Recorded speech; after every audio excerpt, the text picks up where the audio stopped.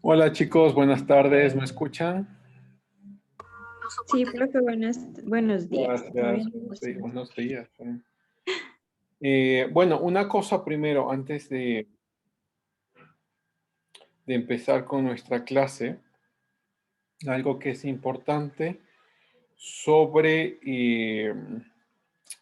sobre lo que se viene estas semanas. Entonces, ya ustedes ya hicieron la primera tarea, ya está ahí en su plataforma. La segunda tarea, si no estoy mal, déjenme les confirmo, voy a ver acá. Está para la siguiente semana, profe. ¿Para qué fecha te acuerdas exactamente? Creo que para el sábado, si no estoy mal. Era sábado o domingo. Ok, Para el 18 estaba, profe. para el 18.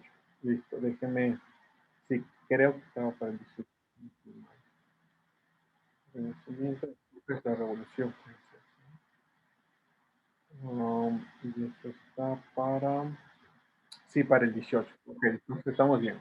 El 18 tienen su segunda lectura, o sea, en 2 semanas, y el 19, presten atención, esto es importante, lunes 19 tienen la prueba del primer parcial.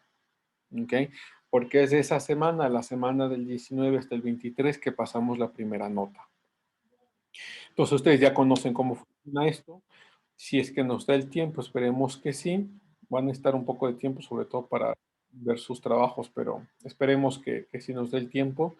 El mismo día lunes les daría las notas del primer parcial. Si es que no alcanzo a corregir sus trabajos, ah, si no alcanzo a corregir sus trabajos, lo veríamos, o sea, las notas veríamos el martes, ¿no? Como sus clases son lunes y martes, veríamos el martes entonces sus notas, ¿ok? Entonces, otra vez, ¿no? Perdón, domingo 18 tienen su segundo trabajo, ¿no? Su segunda lectura. Y el lunes 19 tienen su parcial, ¿no? El examen parcial. Y ustedes ya conocen cómo funciona esto para el primer parcial, ¿no? O sea, va sus dos lecturas, el examen y la participación en clase. ¿Ok? Entonces, creo que ya no estamos, o sea, con los temas estamos muy bien. Hoy terminaremos la revolución científica, nos pasaremos ya al siglo XVIII la próxima semana, empezaremos a ver la ilustración. Al final de la ilustración está la revolución francesa. Entonces, estamos bien, estamos caminando bien. Con esta clase siempre hemos tenido un pequeño problema, como son tantos temas y tanto espacio para discusión que uno puede tener, que a veces nos retrasamos, pero por el momento estamos yendo bien. ¿Ok? Entonces está claro, ¿no? Domingo 18, segundo trabajo, lunes 19, prueba. ¿Ok? Y si nos da el tiempo el lunes, si no el martes, vemos ya las notas del primer parcial. ¿Ok? ¿Estamos de acuerdo? Supongo que sí. Ok, entonces vamos a ver, ¿qué vimos la clase pasada? Si alguien me quiere hacer acuerdo. Yo, profe, ¿puedo? Sí, por favor, Pamela. A ver, si no estoy mal, la clase pasada vimos un poco sobre la crisis del siglo XVII, que nos decía que se dio el cambio climático, donde hubo mucho frío, murió mucha gente.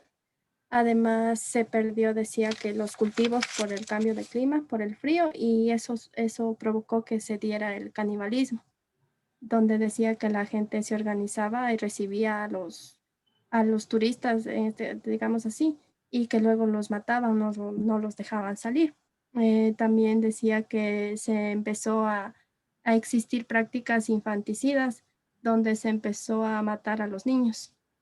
Y para que las madres no sean culpadas así de matar a sus hijos, decía que les ponían en una cama a todos los niños y obviamente el más pequeño era el que se moría ahogado. También hablaba pues, sobre la revolución científica que se dio en 1543. Decía que surge en Inglaterra y que el mayor exponente era Newton, que decía que Newton utilizó toda su herencia casi para sus estudios y sus inventos. Y el libro más famoso que él publicó se llamaba La Principia Matemática en el año de 1687. Y decía que este libro era tan complejo que muy poca gente podía entender. Eso, profe. Ok, perfecto. Está muy bien. Gracias, Pamela. ¿Alguien más?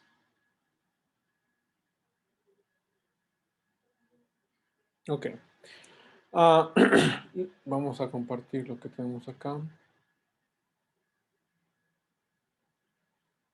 Sí, entonces la revolución científica, aunque bien hemos dicho que empieza en aquí está, ¿no? 1543, se expande hasta el siglo XVII, ¿no? Más o menos 1650, otros dirán 1670, pero hasta el siglo XVII, ¿no? Un poco más allá de la mitad del siglo XVII.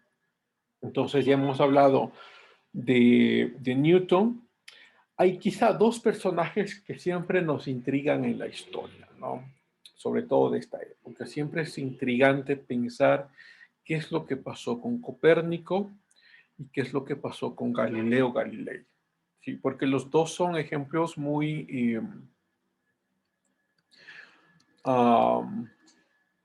similares, ¿sí? Muy similares.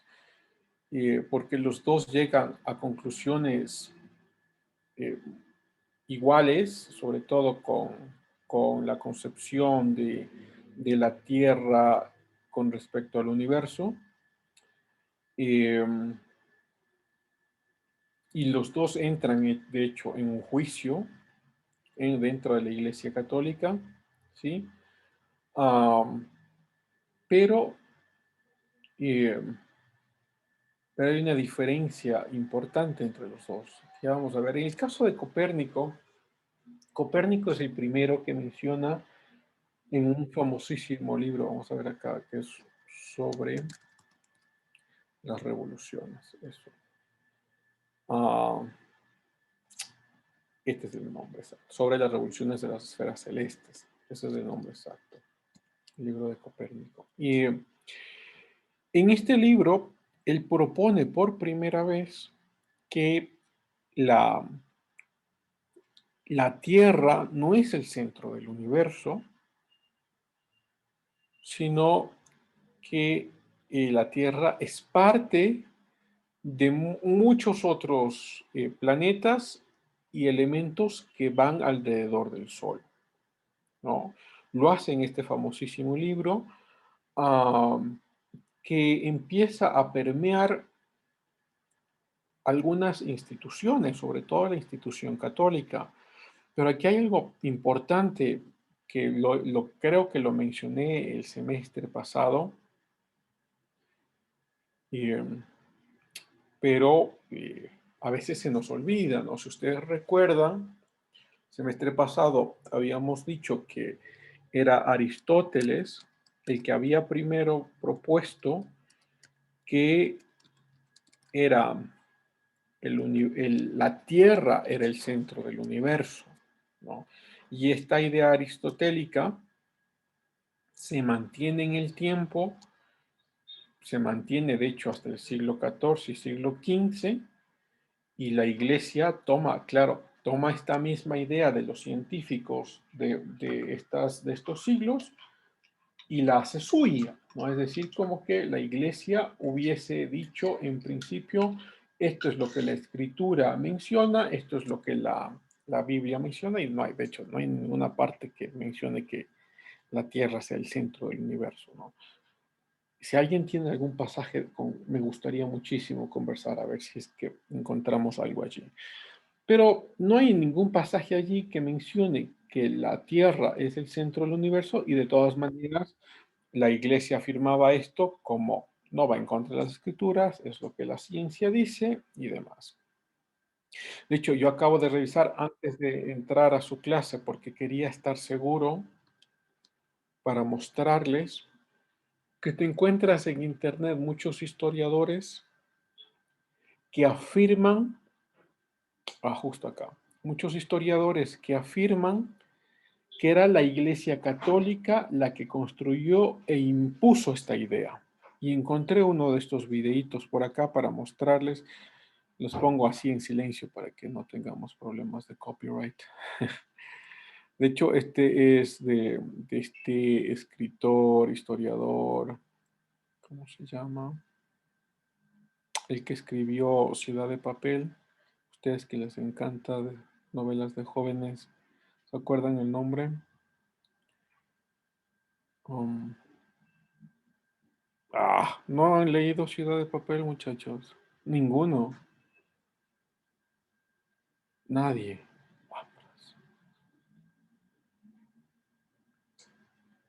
¿Qué leen? ¿Qué han leído? Ciudad de Papel, el autor, ¿cómo se llama? John Green, sí, John Green. Que es un historiador y un escritor, ¿no? Y es el que tiene este programa de historia. Yo lo estaba revisando justo antes de entrar en clase porque quería mostrarles exactamente.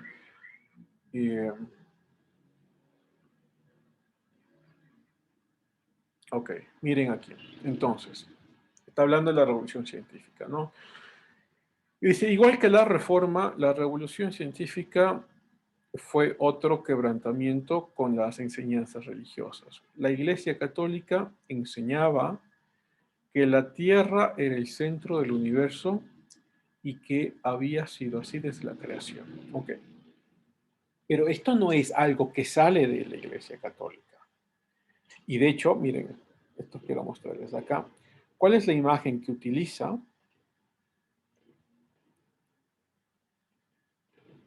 Que se utiliza en este programa. ¿Sí? Es esta. Como que la Iglesia Católica hubiese realizado esta imagen como una enseñanza doctrinalmente teológica. Pero esto sale de Aristóteles. Esta es una imagen que sale de Aristóteles. Es Aristóteles el que primero promueve que la Tierra es el centro del universo y que esta Tierra entonces se convierte como en la esfera primaria y más importante, ¿no?, de la creación. Esta idea escogida por la Iglesia Católica, claro, y la promueve. Que no va en contra de las Escrituras, si fuera al contrario, tampoco va en contra de las Escrituras, pero, o sea. Entonces, nos encontramos que Copérnico presenta su libro con estas conclusiones, pero que tuvo que retraerse, porque eso sí es verdad, empieza un juicio de herejía, que no sabían dónde iba a quedar, y se retrae. Y ese juicio no pasa a mayores, más allá del mismo susto de estar en el juicio. O sea, dice, no, yo estuve equivocado, no es verdad lo que he encontrado. ¿Sí? Pero luego viene, no muchos años posteriores, viene Galileo Galilei. Ahí pueden anotar las fechas, ¿sí? 1564, 1642. Galileo Galilei era más un astrónomo, ¿no? De hecho, él había construido por sí mismos los telescopios más avanzados de la época, ¿no?, del siglo XVII. ¿Quién tenía esos telescopios avanzados del siglo XVII? Era Galileo. De hecho, él encuentra por primera vez, es el primero que encuentra las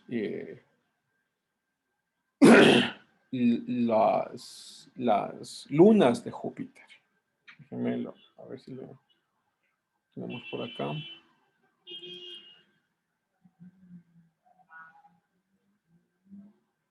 Pongamos Júpiter.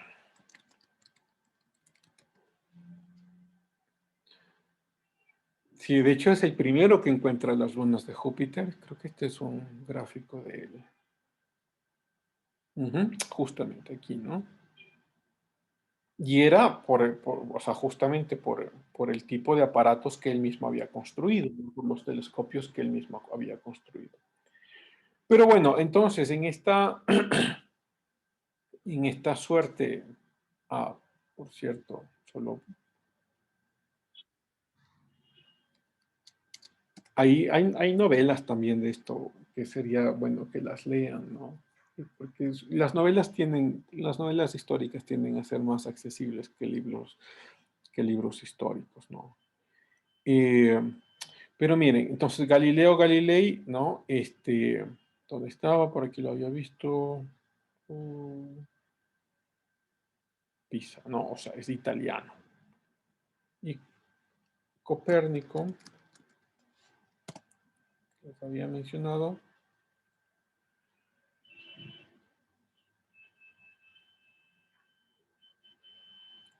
en Polonia.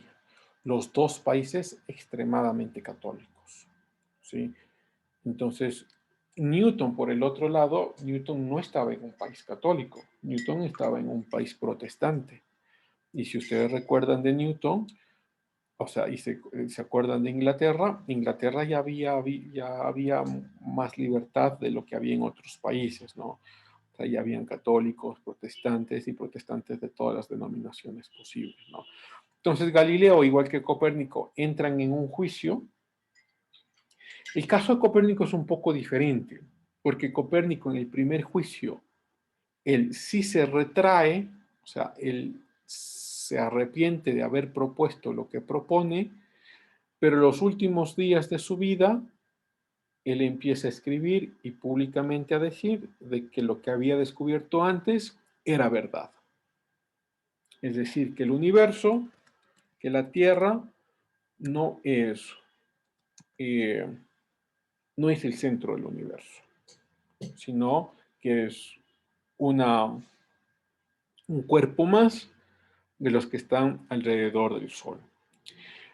Y otra diferencia, mientras Copérnico había mencionado que las hélices eran circulares, perfectamente circulares, como en el gráfico que habíamos visto, es realmente Galileo el que menciona, el que descubre que no son circulares, sino que son elípticas.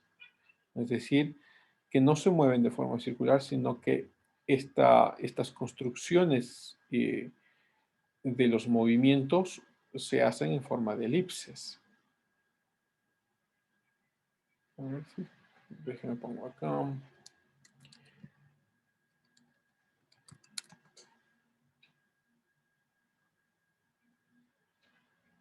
Galileo Galilei es quizá considerado uno de los más famosos astrónomos y científicos de esta revolución científica, ¿no? Seguramente después de Newton, si estará Galileo Galilei, luego Copérnico, luego Kepler, ya vamos a ver de Kepler.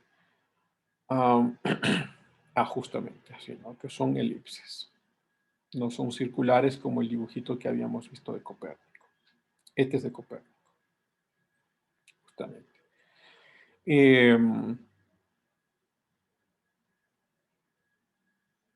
Pero hay una cosa que a veces muy poco se dice cuando se habla de esto. No es que Copérnico y Galileo se hicieron ateos por esto. No, de hecho, los dos eran muy creyentes. Sino que la dificultad que tuvieron fue con la doctrina de la iglesia.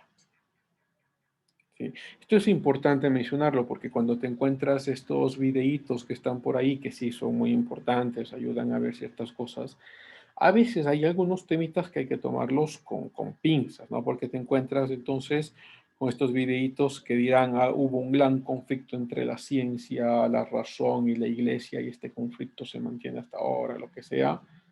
Eso no es cierto, eso no es verdad. De hecho, los dos eran muy creyentes, igual que Newton, pero claro, en el caso de Galileo, Galilei y de Copérnico, más dado a la Iglesia Católica, en el caso de Newton, en el protestantismo, ¿no? Y luego el otro, Johannes Kepler.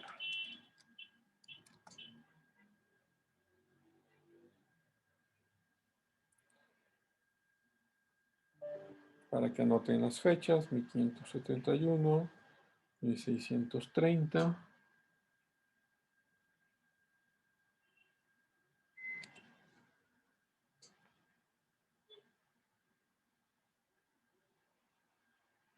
Um,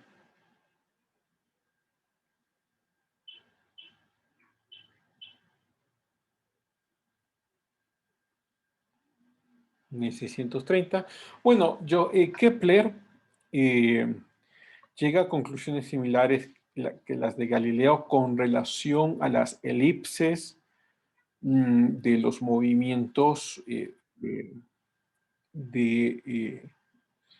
de estos planetas, ¿no? Él da una aproximación mucho más cercana que Galileo de cómo son estos movimientos, cada qué tiempo se realiza, cuánto se demora en, en hacer una circunvalación alrededor del Sol, ¿sí? Entonces, como puedes ver, ya hay una...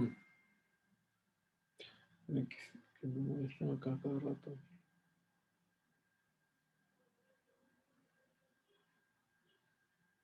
Oh. Ok, una aproximación bastante cercana de las elipses y que se convierte quizá en otro de estos científicos muy importantes. Ahora, estos avances científicos no se los realizaba en principio en libros, ¿no? Sino que encuentras son cartas de Kepler con Newton, cartas de Kepler o de Copérnico con otros, cartas de Galileo Galilei. De hecho, las cartas de Galileo incluso lo encuentras mucho más allá, que habían llegado hasta Asia, ¿no? Porque estas cartas, aunque eran privadas, las enviabas a algún amigo y eran cartas científicas, ¿no? Con todas las fórmulas y demás.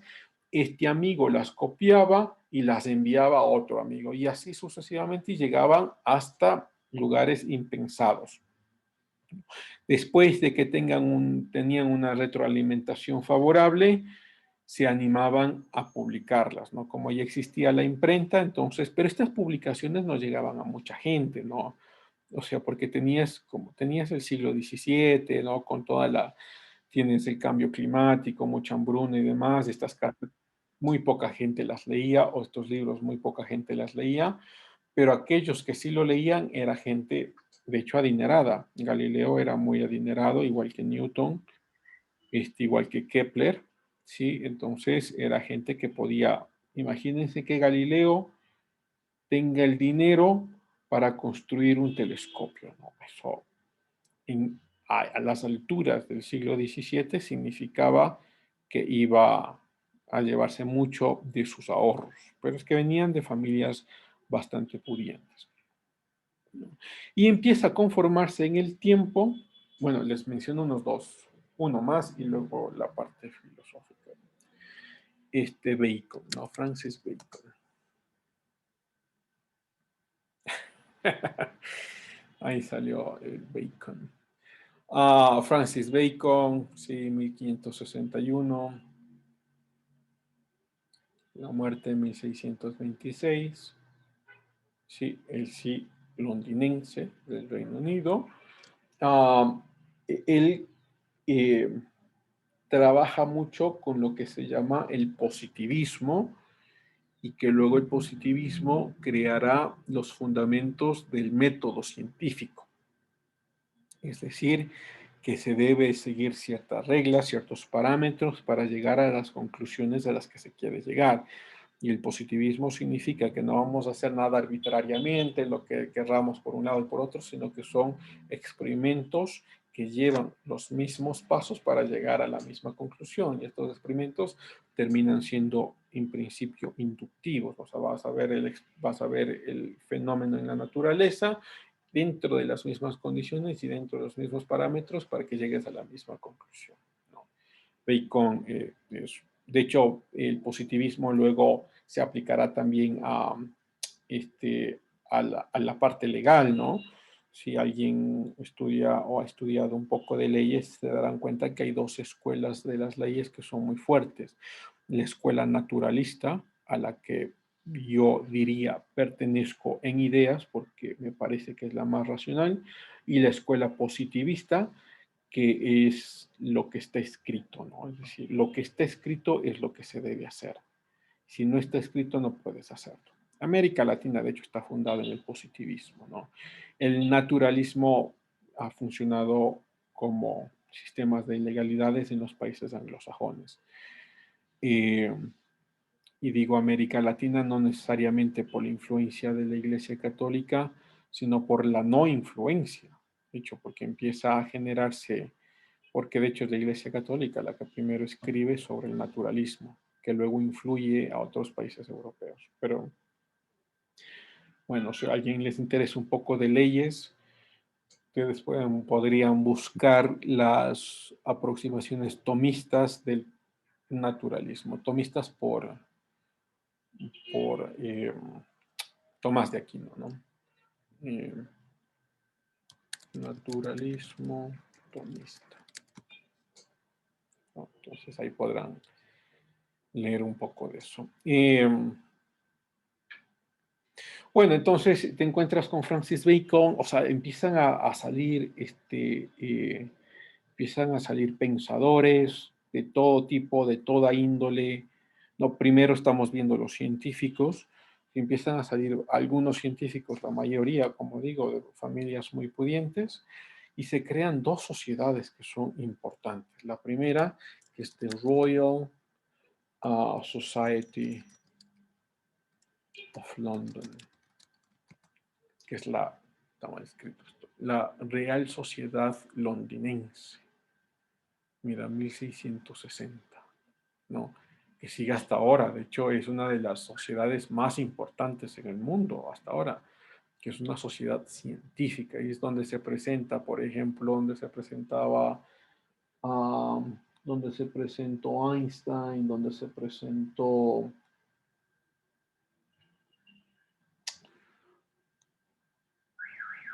Uy, estoy mal con los nombres hoy. ¿Cómo se llama el que acaba de fallecer, este científico, hace 4 años?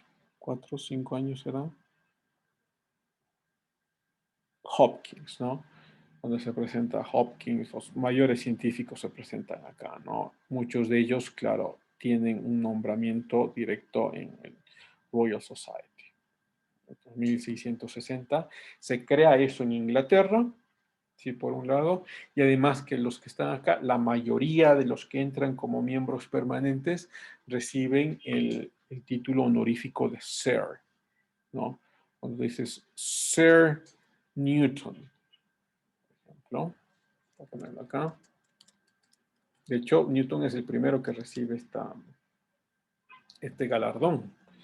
Sir es un galardón, primer científico, ¿no? Un galardón honorífico que se da a la gente que no viene de la nobleza, pero que merece tener por sus avances en las ciencias o en otras áreas del conocimiento, sí, se le da el título honorífico de Sir Newton. Por ejemplo, actualmente el que tiene o tenía porque acaba de fallecer también hace unos años, el título honorífico es Sir Roger Stratton. Scratton, sí, está. Un filósofo, pero de primera línea, de primera línea. Sí, mira, él fallece en 2020, tan poquito. Es un pensador, pero de los pocos que nos quedan. Sir Roger Newton, entonces tiene el título honorífico de Sir. Y estoy tratando de pensar otros. Elton John también tiene el título honorífico de Sir.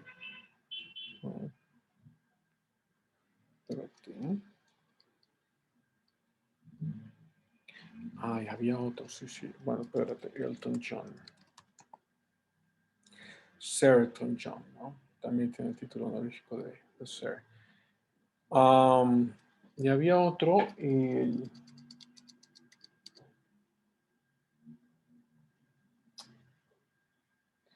Hawkins, la teoría de Hawkins, no es solo la teoría de Hawkins, sino que él escribe con otro, que es Penrose, sino que Penrose no se habla mucho.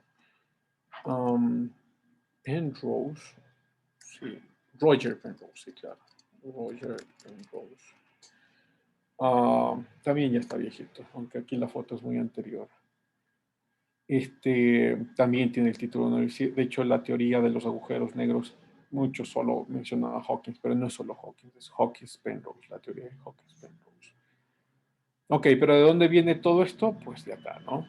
Del Royal Society y de su influencia en, en la monarquía inglesa. Luego también se crea, también en el siglo XVII, el Royal Academy de Francia.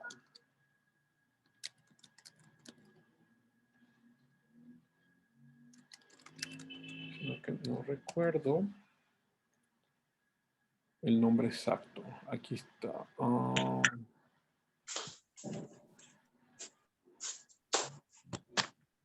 Pero sí, ¿querías decir algo? No, listo. Ok. French Academy of Fine Arts.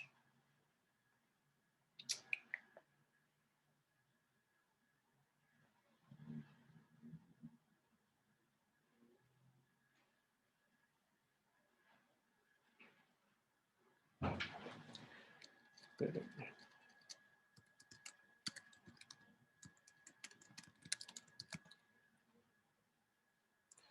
El French Academy of Sciences. Este sí es. No es de artes, es de la Academia de Ciencias, ¿no? Fundada en 1666.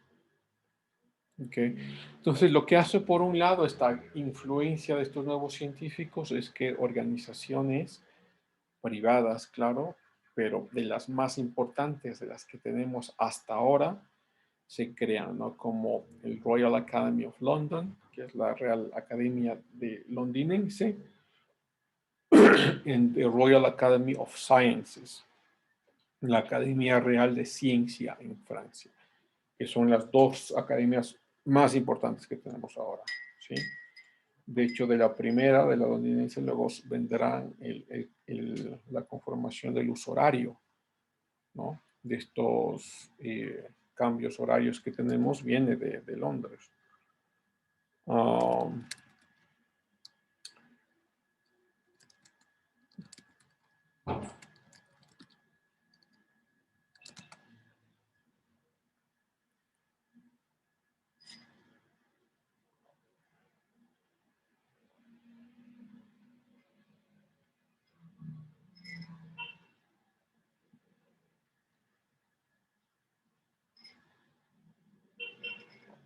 Que yo estoy con un frío, no sé si a ustedes les pasa lo mismo, aunque hace sol, pero ha hecho un frío terrible. Bueno, esto lo conocerán ustedes igual que yo, pero esto sale del Royal Academy of London, ¿no? En Greenwich, si no estoy mal. Que lo tenemos ahora, ¿no? Acá está Ecuador, y que tenemos el mismo uso horario que Colombia, que Perú, pero hasta ahí. Chile 1 hora después, Brasil 2 horas después, igual que Argentina. En Argentina depende en qué parte de Argentina. Una son 2 horas, otra es 1 hora. ¿Sí? Y demás. Nosotros somos de hecho -5, si no estoy mal. O sea, 1, 2, 3, 4, 5. Claro, Londres, justamente aquí. Este es el GMT 0. GMT 0 tienes +1, +2, +3, +4, +5. Los usos horarios, cuando alguien te dice, ¿qué hora? GMT +4. Entonces tienes que poner 1, 2, 3, 4 y acá está en este uso horario. En el caso de Ecuador es -5. ¿Sí? 1, 2, 3, 4, 5. GMT -5. Ok. Entonces tienes eso como en la ciencia, por un lado. Pero me falta un científico. Me estoy pasando. Porque de hecho es el más importante de Francia. Que es Pascal.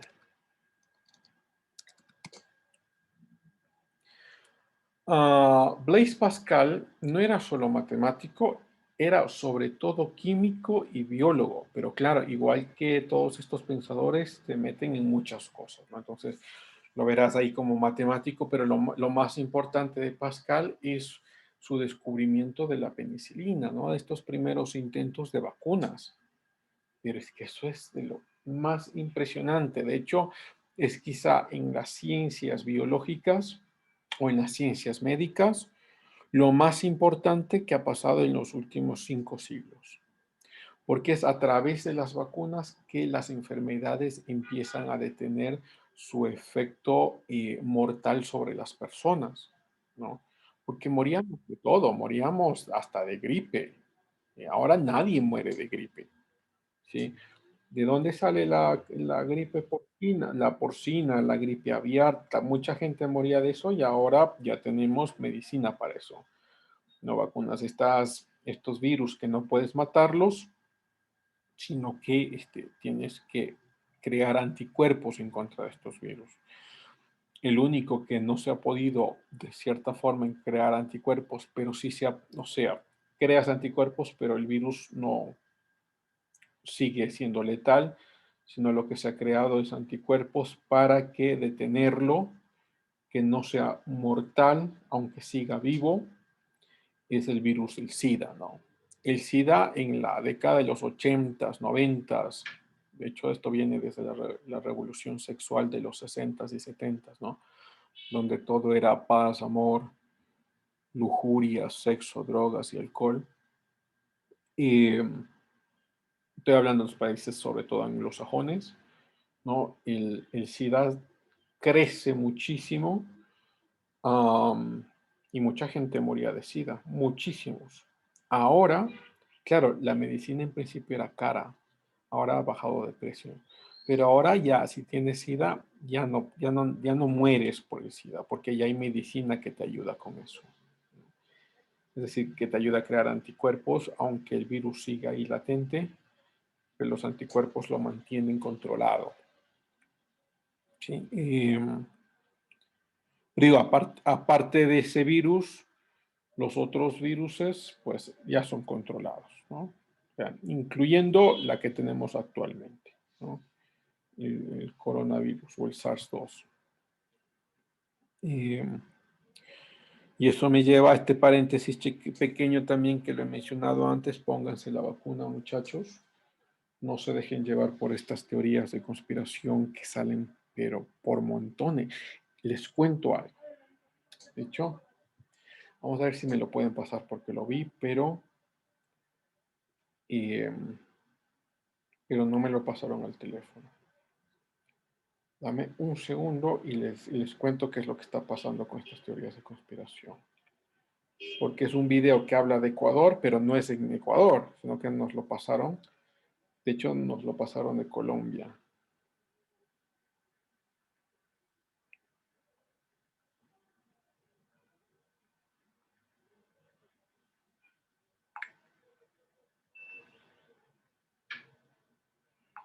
A ver si me lo pasan. Dame un segundo, a ver si lo ven rápido y les muestro qué es lo que se dice en estos videos para que vean cómo las teorías van por todo lado.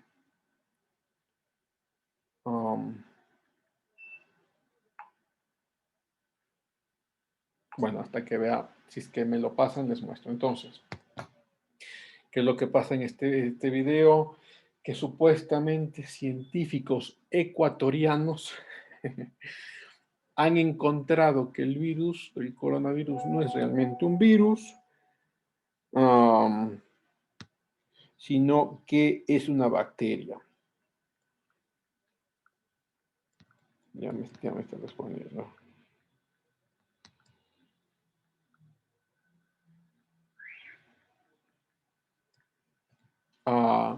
Y que Ecuador, los científicos ecuatorianos han decidido ir en contra de la Organización Mundial de la Salud y que han decidido no vacunarse y que el pueblo ecuatoriano no se está vacunando. Y eso nos lo pasa una amiga que vive en Colombia y nos dice, ¿es esto verdad? Nosotros que vivimos en Ecuador sabemos que eso es mentira, pero imagínense la cantidad de videos y de teorías de conspiración que están saliendo. Entonces, los que vienen acá a Ecuador obviamente no van a decir científicos ecuatorianos porque sabemos cuál es la verdad, sino que te dirán, que un científico francés ha descubierto que lo que están realmente es matando a la gente y que por eso algunos de sus amigos y comunidad o algunos lugares en países desarrollados han decidido no ponerse. Cuando mandas ese video a algún amigo francés que tenga, te va a decir, eso es una locura, eso es mentira, pero está pasando de todo. A ver, creo que me lo pasó. Déjame ver. A ver, a ver. A ver si es este.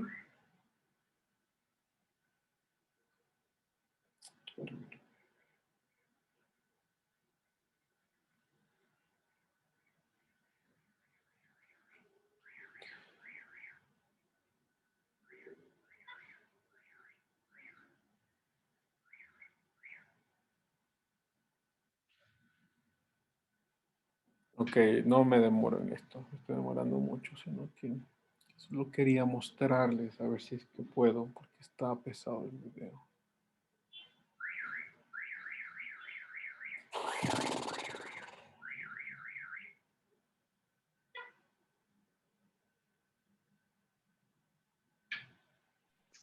Profe, Sí, acotando un poco a lo que usted Pedro. acaba de mencionar de las bacterias, bueno, quería hacer un pequeño comentario respecto a eso. Familia cercana y incluso algunos amigos han dicho que sí existe esa bacteria en el hospital aquí de IES. O sea, han dicho, no sé de dónde habrán escuchado, realmente no he visto que haya sustento científico y bueno, incluso dicen que no es recomendable que vayan al seguro porque está esa bacteria y luego se contagian de eso y que no es tanto por el COVID lo que se mueren las personas en el seguro. Entonces eso, Sí, comentando un poco, profe. sí, no, eso es verdad, Pedro. Lo que pasa es que el virus te deja sin anticuerpos. Algo pasa con esto. El virus te deja sin anticuerpos y eres una presa muy fácil de que las bacterias te coman. Es como cuando uno se pone, por ejemplo, un antibiótico, ¿no? El antibiótico te mandarán máximo por 2 semanas, porque si te mandan por mucho más tiempo, es que los antibióticos matan las bacterias, pero matan bacterias buenas como bacterias malas, porque el cuerpo también tiene bacterias buenas. Y entonces cuando terminas con los antibióticos, eres una presa muy fácil de que otras enfermedades te lleguen. Por eso no es muy recomendable utilizar antibióticos más allá de la prescripción médica, ¿no? Tómate antibióticos un mes y vas a morir. O sea, eso es segurísimo. Entonces, algo parecido pasa con el coronavirus. O sea, te deja las defensas tan mal que eres presa fácil para que cualquier bacteria venga y te coma. Entonces la gente muere por las bacterias, pero no porque el coronavirus sea una bacteria, ¿no? El coronavirus es un virus. Bueno, estoy tratando acá de no hay como, está muy pesado el video. Pero les muestro de hecho me acaban de pasar también que el Expreso, o sea, aquí en Ecuador, ha hecho una aclaración a este video porque ha estado circulando también incluso por aquí en Ecuador. A ver si es que puedo copiar el link. Mm,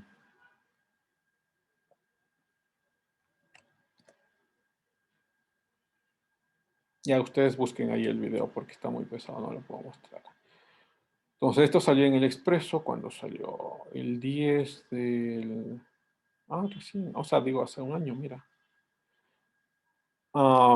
El país no se ha rebelado contra la OMS como señala una cadena que circula en WhatsApp. Sí, es que ahí mencionaban en este videíto que los científicos ecuatorianos han comprobado de que esto es mentira, que esto es solo una bacteria, que solo lo están atacando con antibióticos, que no necesitan la vacuna, bla, bla, bla, ¿no? Y nos pasaron, bueno, ahí lo dejo para que lo busquen en internet porque no puedo mostrarlo. Pero bueno, solo para mostrarles y decirles que hay muchísimas teorías por allí. Tengan cuidado de comerse esas teorías. O sea, sean muy curiosos, muy críticos, vean de dónde sale, quién lo dice. si es que es verdad, si es que hay comunidad científica que está por detrás. No, el otro día escuché, bueno, eso ya es muy conocido, estas gotitas que vienen de Venezuela, otras gotitas que se llaman vacuna que vienen de Cuba. Yo tendría mucho cuidado con eso. Incluso escuché unas gotas que vienen del oriente. Bueno, ahí cada cual. Debe Pero ser remedios caseros, profe, si son del oriente. sí, sí puede ser remedios caseros, pero eso a que te proteja del virus te ayudará quizá con los síntomas, pero ahí les dejo como para que sean críticos. Tienen que ser muy críticos ya. Ok, entonces Pascal, ¿no? Pascal sobre esta...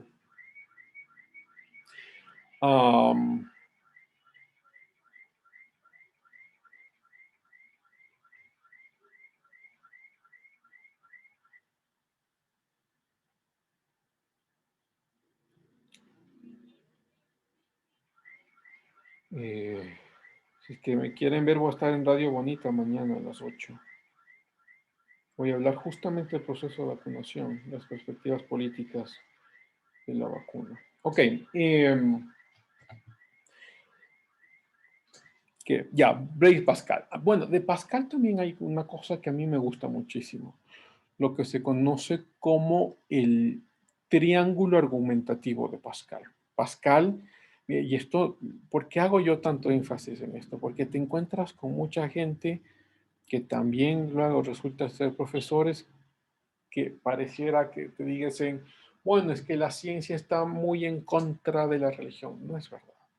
Pascal era muy religioso. De hecho, uno de los argumentos más famosos sobre la existencia de Dios lo menciona Pascal.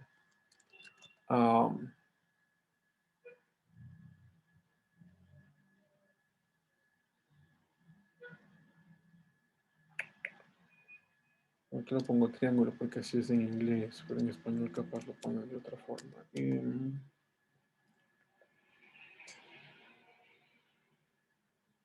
Bueno, algo así. Que es el argumento triangular que pone Pascal, ¿no? O sea, tú tienes 4 opciones, digamos, si es que crees o no crees en Dios. Él dirá, si no crees en Dios y Dios existe,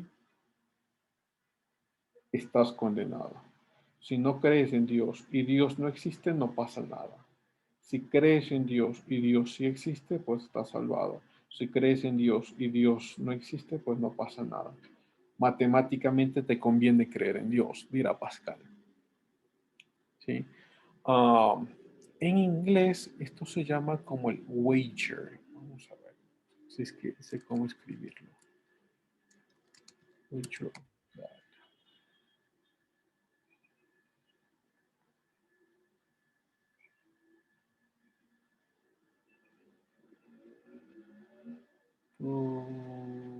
Sí, no, wager es como, ya, como peso.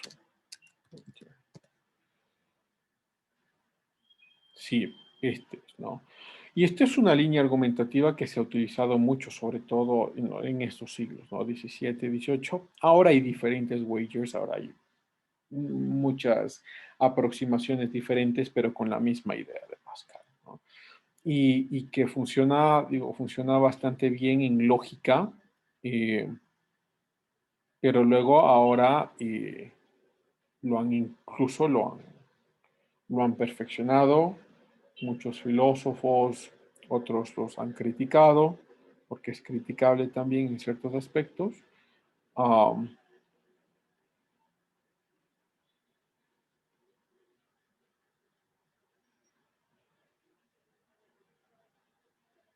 Sí, y digo, la crítica va sobre todo justamente con las otras religiones, ¿no? Que puedes utilizar lo mismo, pero para otras religiones. Ok, pero eso también tiene respuesta. Hay cómo responder eso. Pero eso de Pascal, listo. Luego, esta es la parte como científica.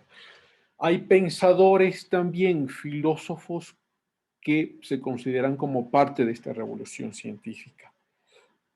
porque utilizan mucho de los parámetros de las ciencias para lo que empiezan a escribir. Por ejemplo, yo había traído aquí algunos. Ah, déjeme antes de eso, porque si no me olvido, Shakespeare tiene que estar ahí. Tiene que estar ahí, claro. William Shakespeare, ¿no? Que sale dentro de esta misma revolución. Claro, o sea, él ya no es científico, pero resulta que es tan importante y sale en la misma época que se los considera también como un pensador dentro de la época de la revolución científica, ¿no? O sea, este William Shakespeare, supongo que ustedes han leído o conocen de algunas de sus obras, ¿no? Julio César, Otelo, Hamlet, Enrique VIII, y claro, la más famosa y la más conocida, que están en películas y en todo, es de Romeo y Julieta, ¿no? De hecho, es el autor más leído de Inglaterra durante el siglo XVI. Él no viene de una familia rica, de hecho, sus padres eran comerciantes, pero no adinerados. Él se pone en toda esta crisis que hemos visto, de la crisis económica. Sus padres pierden todo. Él se pone a trabajar a muy temprana edad, ¿no? Casi a los 12 años él se pone a trabajar. De hecho, él por la crisis económica huía a varias ciudades tratando de subsistir. Luego a muy temprana edad también llega finalmente a Inglaterra, pues a Londres, ¿no? Y empieza a trabajar en circos, empieza a trabajar en teatros y empieza a escribir. Y lo que escribe, pues resulta que es muy atractivo para mucha gente, ¿no? Y luego le contratarán para que escriba más, luego sus obras se empezarán a mostrar en los teatros, se convertirá ya en una persona famosa, ganará dinero, ¿no? Y así empieza su vida. Shakespeare se casa con muy jovencito, de hecho. Él tenía 18 años y se casa con Anne Hathaway.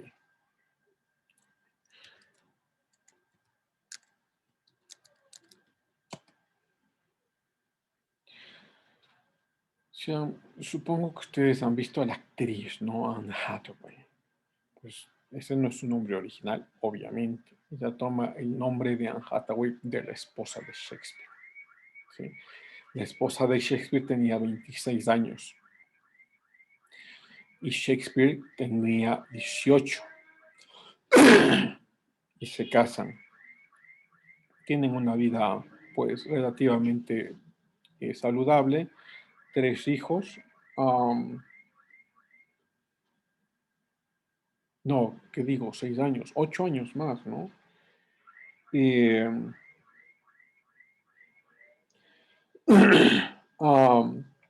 Ella, Anne Hathaway, queda embarazada. Uno de sus hijos muere, de hecho es una de sus hijas la que muere, y eso produce mucha depresión también en Shakespeare y empieza a escribir más de lo que había escrito antes, luego se convierte en una persona muy famosa. Shakespeare, de hecho, si no estoy mal, a Shakespeare también le dan el título honorífico de Sir, ¿no? Porque resulta estar en la misma época que Isabel II. Y la última obra que escribe Shakespeare es Enrique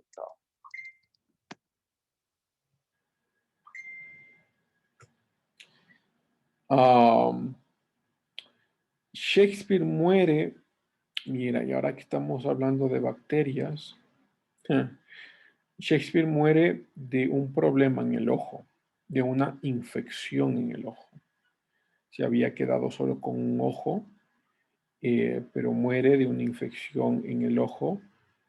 Claro, los antibióticos no existen todavía, sino esta aproximación a los antivirales, ¿no? O sea, que digo, a las vacunas de Pascal, pero antibióticos todavía no existen, ¿no?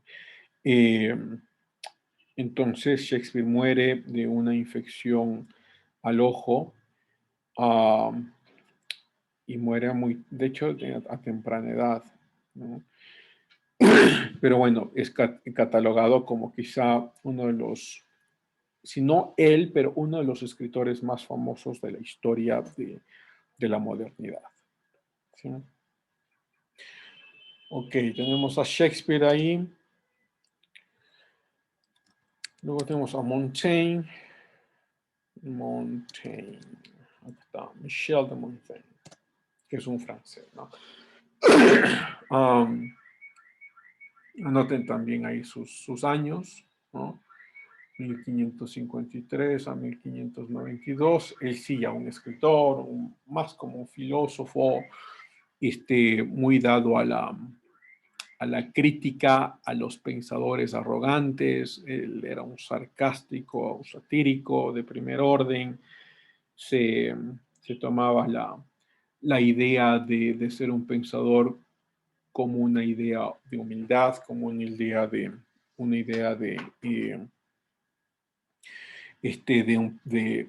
un crecimiento a través de la sencillez. Sí, por eso criticaba mucho la idea de que estos pensadores ahora tendrán que ser, o eran arrogantes, eran muy dados a la vida bohemia también. Y luego déjeme mencionar si uno, creo que lo tenía por acá.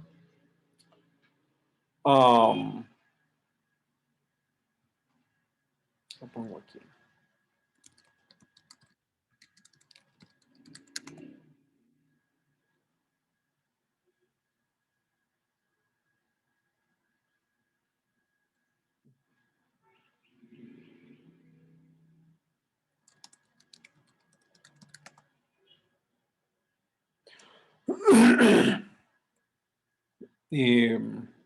¿Dónde están los personajes?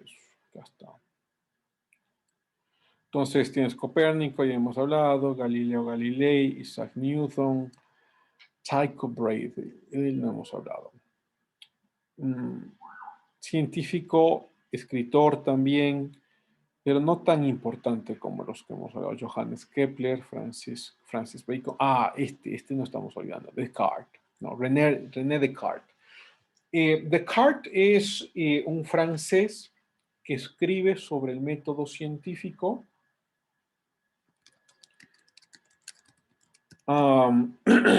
Y cómo hacer ciencia, pero aunque él no era científico, él era filósofo, pero escribe sobre cómo se hace ciencia, cuál es este método científico, ¿no?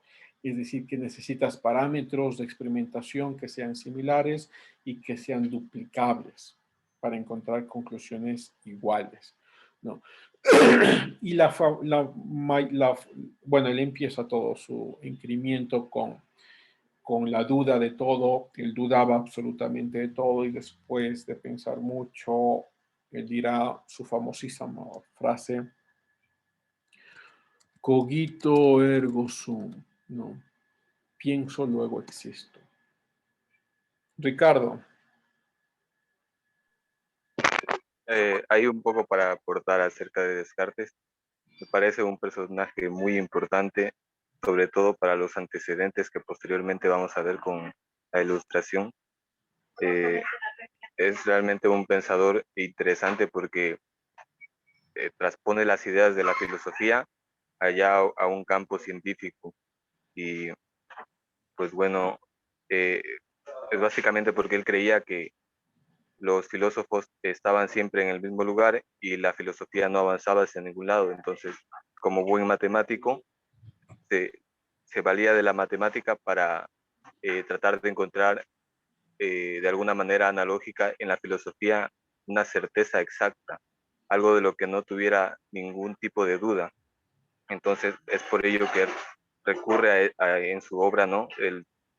El discurso del método, a este método científico que precisamente busca de alguna manera reducir todas las dudas respecto a cualquier tema y que se pueda llegar a una certeza de la cual no haya ningún tipo de duda. Y entonces pone 4 pasos para llegar a este método, que seguramente muchos ya conocemos el primer paso, que es la evidencia, dudar de todo, o en algún momento llegar a dudar de todo.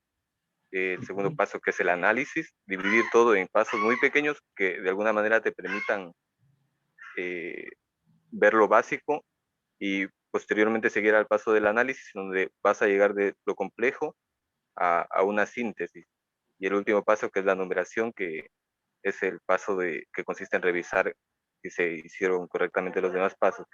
La cosa es que no solamente propone este método, sino que también propone una meditación o una serie de meditaciones que lo llevan a verdades metafísicas, como por ejemplo la existencia de Dios. Dentro de esas verdades se halla, por ejemplo, la del cogito ergo sum. Pues pone en primer lugar que existen dos tipos de duda, ¿no? La duda metódica y la duda hiperbólica. La duda metódica sería básicamente eh, la duda que se relaciona con los sentidos o con la experiencia. Por ejemplo, vemos a una persona de lejos y nuestros sentidos nos hacen creer, la vista nos hace creer que es tal persona, pero la saludamos y nos confundimos, sorpresa, ha sido otra persona. Entonces, eh, ese es el paso que debimos hacer antes para no confundirnos, dudar si es que será esa persona acaso. Y luego está la duda hiperbólica, que la expone a través de la siguiente meditación. Por ejemplo, nosotros cuando soñamos, muchas veces no nos damos cuenta de que estamos soñando. Entonces, podríamos ahorita, en este momento, vivir realmente un sueño y no nos daríamos cuenta. Pero hay algo de lo que sí tenemos certeza, las matemáticas, por ejemplo. Pero las matemáticas no, no son tan ciertas porque a través de la duda hiperbólica las expone a un máximo y diría que existe tal vez un genio maligno que me haga pensar que las matemáticas son exactas y que 2 más 2 son 4, pero puede ser que en realidad sean 5. Y entonces es cuando piensa, pero ¿y si a lo mejor realmente este genio maligno no puede hacerme dudar de que yo dudo, porque estoy seguro de que dudo? Entonces, si dudo es porque pienso, y si pienso es porque existo. Bueno, es un poco, y es realmente muy extenso y muy interesante todo lo de René Descartes. Últimamente lo he estado revisando, y bueno, y de ahí nos expone que, por ejemplo, cuando dormimos no estamos pensando, entonces debe haber un Dios que necesariamente piense por nosotros, y ese sería el Dios. Ujú, ujú. Muy bien, gracias. Oye, está muy bien. Ricardo, pues, de hecho, estoy recordando, acá yo tengo un libro sobre Descartes, sobre el método científico. Lo había leído hace mucho tiempo. Pero está bien lo que ha dicho Ricardo sobre los pasos y sobre todo la fundamentación para la duda. Lo que yo estaba recordando, sin embargo, es que no muchos lo dicen, pero resulta que Agustín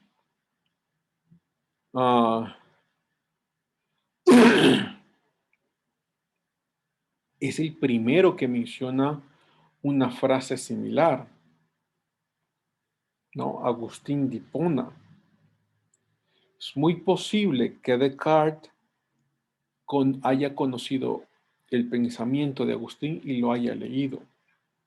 Pero cuando uno escucha, ¿no? Cogito ergo sum, pienso, luego existo, que la explicación ya la ha dado Ricardo, pareciera que sale de los ilustrados, ¿no? Y de los franceses y demás, pero resulta que el primero que dice lo mismo, claro, de otra forma, pero dice lo mismo, es Agustín. Y está aquí. Dice, no, si dudo, pienso, y si pienso, al menos existo.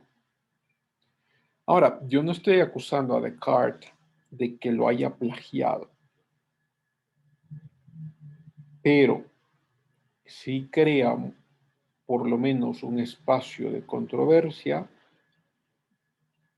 para pensar de que Descartes realmente había cogido su fundamentación de la duda de Agustín, de San Agustín, ¿no? De Agustín de Hipona. Bien. Entonces lo dejo ahí para que lo tengan, porque eso no encontrarán. De hecho, en los textos, a menos que esté equivocado, a ver si tengo alguno por aquí. En los textos de historia o historia de la filosofía no te mencionan esto. Yo lo encontré porque a mí Agustín me fascina mucho, ¿no? Y como Agustín me fascina, cuando ya empiezas a leer y encontré, porque Descartes ya lo había leído hace tiempo, hace muchos años. Pero luego en estos años me he dedicado más a otras cosas, estaba leyendo a Agustín y encontré de Agustín esto y me pareció fascinante y me pareció raro, lo digo honestamente, raro que en ninguno de mis libros de filosofía, bueno, de los que yo tengo, ni en mis libros de historia mencionen la semejanza del pensamiento en esta área de Descartes con Agustín. ¿No? Pero ahí está, lo pongo para que lo tengan ahí. ¿Sí?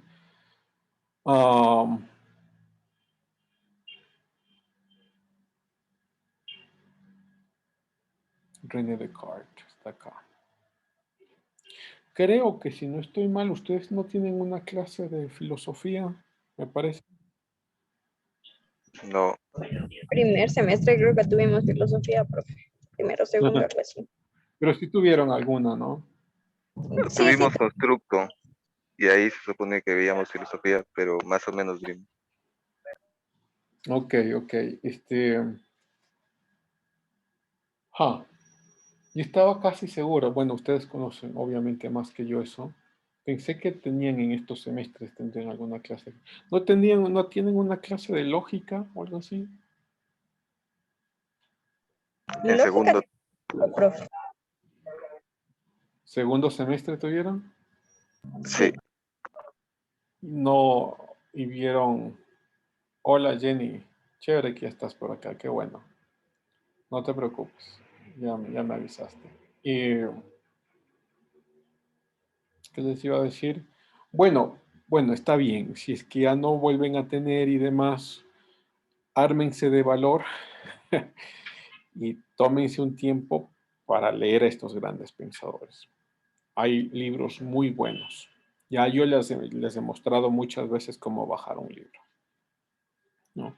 Hay libros muy buenos y que son incluso introductorios. Hay este libro que es muy introductorio, pero a mí me gusta mucho porque sí te ayuda a pensar en los principios de estos pensadores. Es este libro del mundo de Sofía, ¿no? Léanlo, es una novela muy es divertida. una novela así. Sí, es una novela muy divertida y te ayuda por lo menos a tener una introducción a lo que piensan los más famosos filósofos. Supongo que Ricardo sí lo ha leído. ¿Alguien más lo ha leído?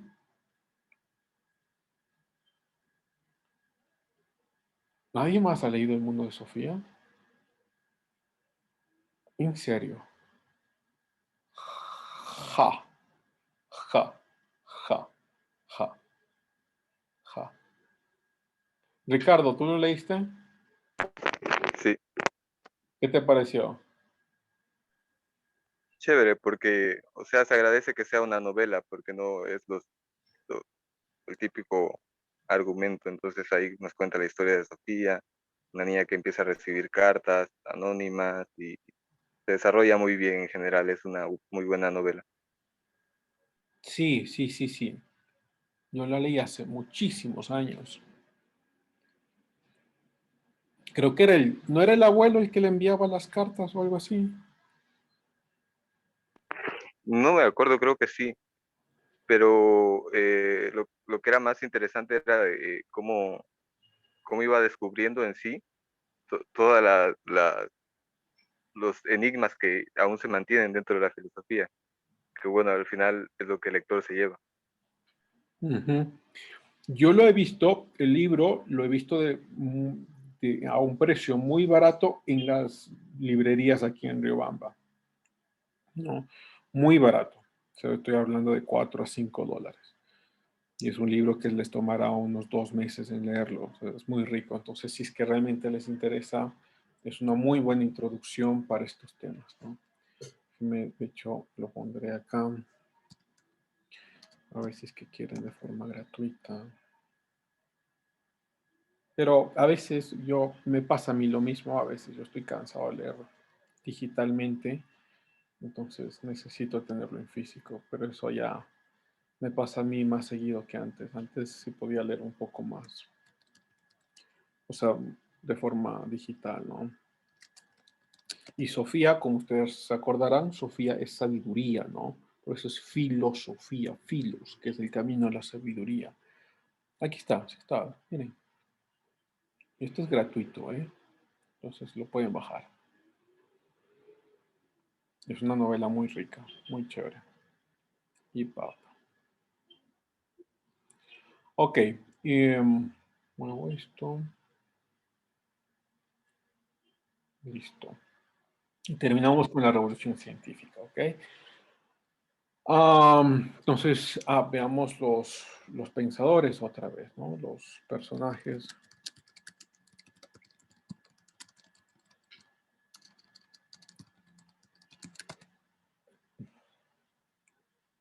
Como verán acá, por ejemplo, acá no encuentras a William Shakespeare, ¿no? Pero Shakespeare es considerado parte de la revolución científica, no por ser un científico, sino que es uno de los pensadores importantes que salen en la misma época, ¿no? O sea, entre el siglo XVI y siglo XVII.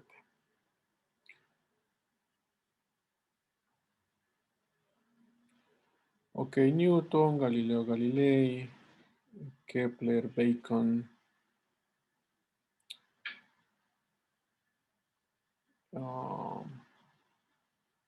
Estoy viendo a ver si se me va alguno. Boyle, sí, este es importante, Robert Boyle. Pongan ahí las fechas. Ok. Sí, es un químico, es filósofo. Qué raro que lo pongan acá cristiano. Digo no raro porque sea cristiano, sino que normalmente no ponen esas cosas. Muy dado a la química, ¿sí? Está muy bien aquí el libro de The Skeptical Chemist. O sea, él hace algunas aproximaciones a lo que la parte biológica y a la parte química del ser humano. ¿Sí? De hecho, Boyle, lo pongo acá.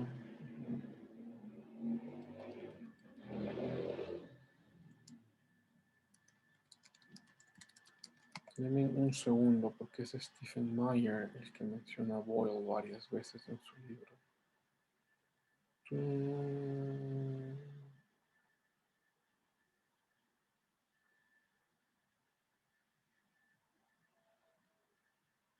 Bueno, no importa. Stephen Meyer, supongo que ustedes se acuerdan de él, porque lo vimos creo que en el primer semestre o segundo semestre. Y él acaba de sacar un libro, pero que es hermosísimo. Es hermosísimo. Él es un filósofo y científico de Cambridge University y acaba de sacar este libro hermosísimo que es sobre el diseño, no, se llama The Return of the God Hypothesis, ¿dónde está? Y él menciona mucho a Boyle, porque Boyle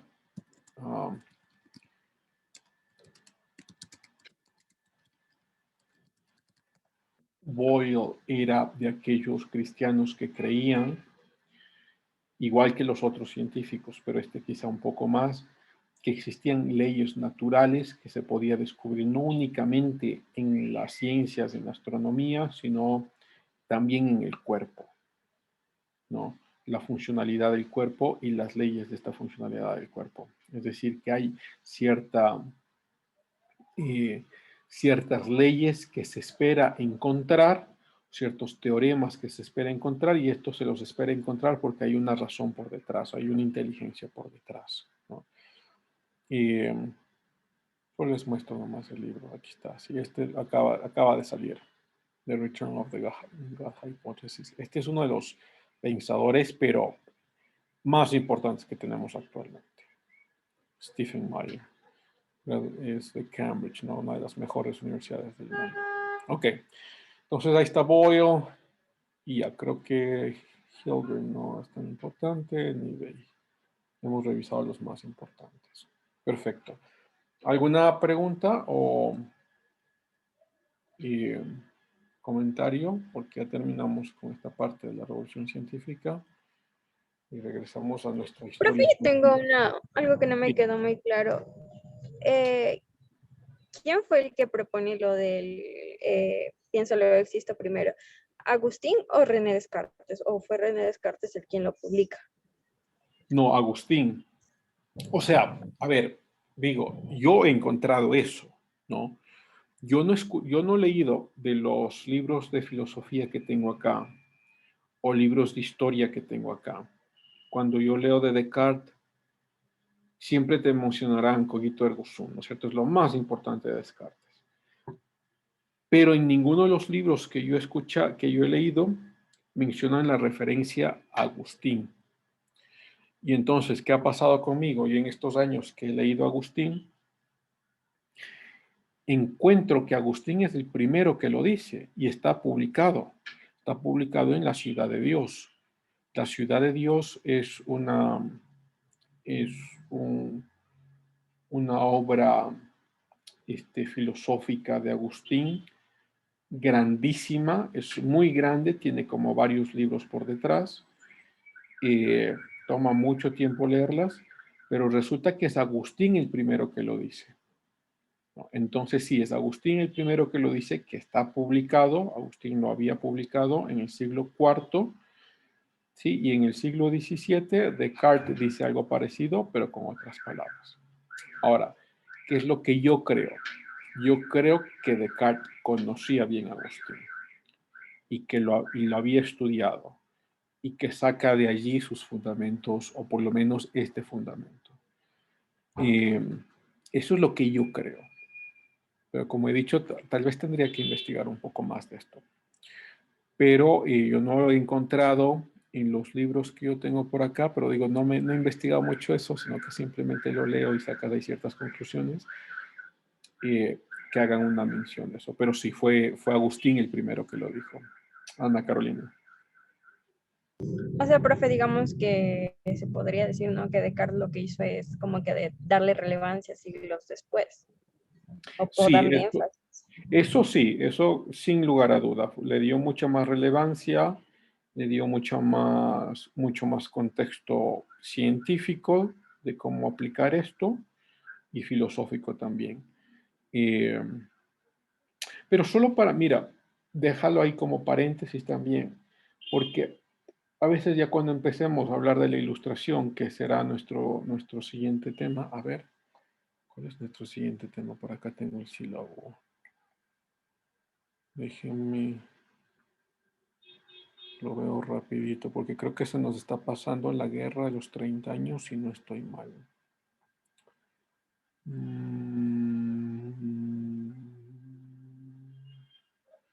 Esto ya vimos.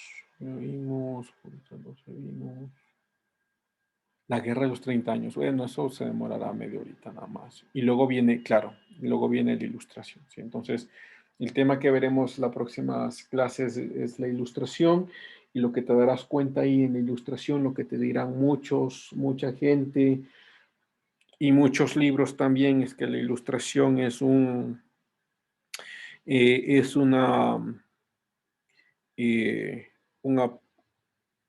época en la que los pensadores se apartan muchísimo de las iglesias y de cualquier religión y tienen sus propias ideas, y por eso es el siglo de las luces, ¿no? En el que el pensamiento se renueva, todo es libertad, todo es luz y demás. ¿Ok? Pero cuando revisas las ideas que proponen los ilustrados, no son ideas nuevas. De hecho, son ideas recicladas,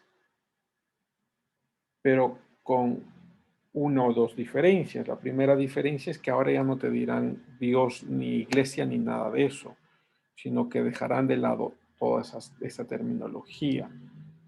Y luego con otra segunda idea, que es el ser humano el que ha llegado a estas conclusiones en este siglo de las luces, sin que nadie más lo haya pensado nunca. ¿no? Entonces, por ejemplo, les doy algunas ideas. Descartes, por ejemplo, la revolución científica y demás, pues resulta que la mayor parte de la gente que está en la revolución científica son creyentes. Luego tienes este caso de Agustín, ¿no es cierto?, con el pensamiento de Descartes. En las ciencias. Luego, la idea de derechos humanos, que luego dirán que la primera carta de derechos humanos sale de la Revolución Francesa, pues los primeros que hablan de derechos humanos, sino que no se llamaba derecho humano, se llamaba derecho natural, son los pensadores católicos. Es Agustín y es Tomás de Aquino. De hecho, la escuela de Tomás de Aquino te dirá que hay un derecho divino, un derecho eterno, eso tendría que yo explicarles qué significa. Un derecho natural, ¿y cuál más decía? Y un derecho de la sociedad, algo así. El último no estoy seguro cómo se llama. Pues los tres sí, son un derecho eterno, un derecho divino, un derecho natural. El derecho eterno es el Dios en sí mismo, pero no puedes acceder a ello porque tú eres limitado y Dios es ilimitado. El derecho divino es lo que podemos ver a través de su palabra. El derecho natural es aquello que sin ser cristiano, sin nada, pero puedes reconocer que hay cosas que son valiosas como la vida y la libertad y lo reconoces porque tienes la razón de Dios, ¿no? Y hay otro derecho más que no recuerdo este momento, pero bueno, la idea de derechos humanos que se la adjudica a la Revolución Francesa es una idea muy anterior, es una idea, de hecho, que salen de estos pensadores católicos. Luego, la democracia. Y en la democracia tienes como varios elementos. Déjenme mencionar alguno de ellos. Por ejemplo, el Estado de Derecho, que quiere decir todos se someten bajo la ley, todos. Si retrocedes en el tiempo, pues, ¿quién es el que primero propone este sometimiento de todos bajo la ley? Es el mismo Pablo, ¿no? Pablo menciona en la carta a los romanos, en el capítulo 13, de que las autoridades han sido elegidas por Dios y que no puedes rebelarte contra ellas. Tienes de ahí. Luego, sobre que el gobierno no puede sobrepasar su autoritarismo, ¿no? Sino que tiene que hacer bien y tiene que perseguir lo malo. O sea, sobre la idea de justicia. También te encuentras en las cartas de Pablo. ¿Qué más? Sobre los derechos humanos que hemos hablado, ¿sí? Elecciones libres. Uno sobre las elecciones, eso claro, que resulta que es que sale, que el Montesquieu lo dirá como una parte y Locke también lo dirá como una parte de la democracia, pero esa idea sale directamente de un pensador español católico que es Francisco de Vitoria. De hecho, es Francisco de Vitoria el primero que menciona el gobierno del pueblo para el pueblo. Esa es una mención democrática, pero sale de la Iglesia Católica. Bueno, ya veremos la ilustración. Pero dejarles ahí como dudas, lo menos, porque se encontrarán que en posgrado, incluso en maestrías, en clases de historia te dirán la misma cantaleta, te dirán que los ilustrados, que la ilustración, que de ahí salen las bases de la modernidad. Bueno, lo que los ilustrados hicieron es coger ideas antiguas, renovarlas y dejar de lado la influencia de la iglesia. Eso, no sé si quieres decir algo más, Ana Carolina.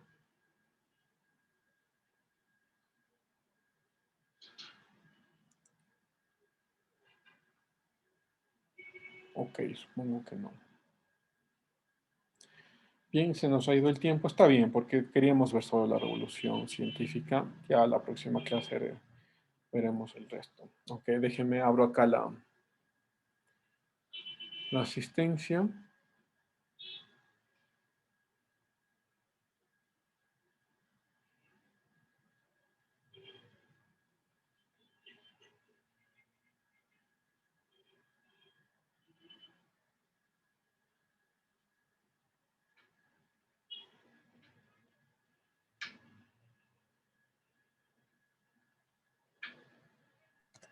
Profe, Sí, en Pedro. cuanto a lo de San Agustín y Descartes, los postulados, bueno, muchos dicen que no es quién fue primero, sino quién lo hizo mejor. Entonces, en este caso, ¿a quién le podríamos atribuir, digamos, los créditos? Bueno, lo que pasa es que Agustín no lo toma como un principio para empezar una ciencia, ¿no? Sino que Agustín lo toma como una evidencia para mostrar de que somos entes racionales bajo una racionalidad divina. Entonces sí tienen diferentes fines. El caso de Descartes es para mostrar de que la ciencia puede basarse en la razón y no necesariamente en cuestiones místicas, ¿no? Entonces la funcionalidad es como algo diferente. De hecho, de Agustín, de esta frase no encontrarás mucho. Lo pondrás en internet, búscalo un poco, pero no encontrarás mucho, porque Agustín no se detiene mucho en eso. Los aportes de Agustín van más por otra área. Pero Descartes sí se detiene mucho en esta frase y la convierte como en su fundamento del método científico, ¿no? Entonces, ¿cuál utiliza de mayor profundidad esta frase? Yo creo que Descartes. Pero, entonces, ¿cuál era mi comentario, no? Mi comentario, mi crítica mayor es que se le atribuyen a Descartes como que hubiese salido de Descartes. Y resulta que no. Resulta que no. El primero que la dijo, aunque no se haya detenido mucho en analizarla, el primero que la dijo fue Agustín. Sí, Ana Carolina. Profe, digamos que lo que, bueno, como yo lo veo, lo que está mal ahí sería que, por así decirlo, ¿no? Si habláramos en tiempos de hoy en día, lo que no hizo Descartes fue citar a San Agustín, Claro, porque si lo hubiera mencionado quizás sería algo más acorde, porque quizás San Agustín, como usted dice, no lo tomó como un principio de algo, pero al fin y al cabo la idea que la toma, o sea, al fin y al cabo no es una idea propia de Descartes, sino es una idea tomada que quizás él la desarrolló y la vio. sí, quizás esa es la mayor crítica, sí. Pero mira, pero más allá de eso también es una crítica a todos los historiadores de la filosofía. Bueno, no a todos, seguro hay muchos por ahí que sí lo mencionan y que yo no los he leído, ¿no? Pero digo, hay una crítica ahí a historiadores que algunos no saben, que eso ya lo ha dicho Agustín antes, y otros seguramente sí lo saben, pero no lo quieren mencionar porque resulta que Descartes es como uno de estos pensadores que da el inicio a la ilustración y la ilustración no tiene nada que ver con la religión. O sea, intencionalmente ocultan información. Entonces, claro, es una crítica a Descartes, sí, pero también es una crítica a aquellos historiadores que no admiten esta influencia previa, ¿no? Ok, muchas gracias Ana Carolina y Pedro. Vamos con la asistencia, chicos. Brian. Presente, profe. Gracias, Alejandro. Presente, profe, buenas tardes. Buenas tardes, Julio. Alexander. Profe Julio me comentó que no iba a poder estar a la asistencia porque tenía que ir a dejar los portafolios de los hermanitos en la escuela. Sí, justo estoy revisando, tienes razón, él me había mandado un mensaje aquí. Ok, gracias. Carmen Caguas. Presente, profe. Gracias, Milena. Presente. Gracias, Pamela. Presente. Pamela, ya estaba. Gracias, Tommy. Presente, buenos días, profe. Buenos días, gracias, Ruth Elizabeth. Presente, profe. Gracias, José Daniel. Presente, le hice buenas tardes. Gracias, Judith Nicole. Profe, la compañera Nicole no va a poder, bueno, me dijo que no tenía internet y por eso no podía estar en clase.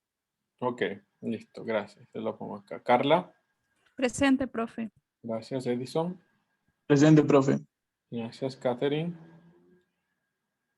Estefanía. Presente, profe.